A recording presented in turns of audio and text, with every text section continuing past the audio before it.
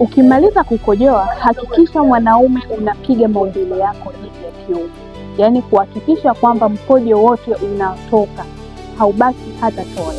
Na wanaume wengi huwa wanafanya hiki kitu, lakini hawajui faida gani huwa wanapata.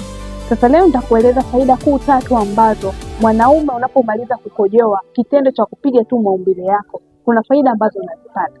Faida ya kwanza ni inakusaidia sana kuweza kukuweka mbali na maambukizi ya mkojo.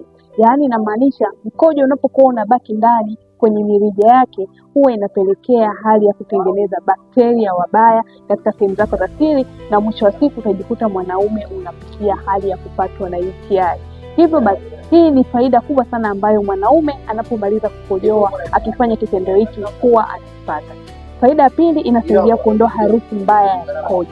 Yaani inamaanisha mkojo unapokuwa umebaki katika njia yake ya mkojo, huwa inatengeneza harufu isiyokuwa ya kawaida, na kitu hiki huwa kinapelekea hata kwa mwanaume kujikuta sehemu zake za siri huwa zinatoa harufu isiyokuwa ya kawaida, au anaanza kupitia miwasho mikali katika sehemu zake za siri, au anapotoa mkojo huwa unatoka mkojo ambao unaambatana na harufu mbaya. Kwa kama ni wewe mwanaume ambaye unafanya kitendo hiki, huwa kinakusaidia sana kuondokana na tatizo kutokwa na harufu mbaya katika sehemu zako za siri.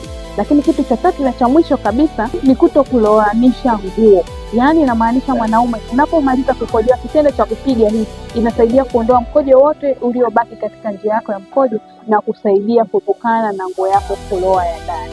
Kwa hiyo mwanaume, hizi ni faida ambazo unakuwa unazipata sana wewe ambaye baada ya kumaliza tu kukojoa unapiga maumbile yako kuhakikisha kwamba mkojo wote unatoka. Hizi ndizo faida ambazo unazipata. Na kama unataka kujifunza zaidi, hakikisha unanifollow, hakikisha unashare hii video kwa marafiki zako wapate kujifunza na kujielimisha zaidi.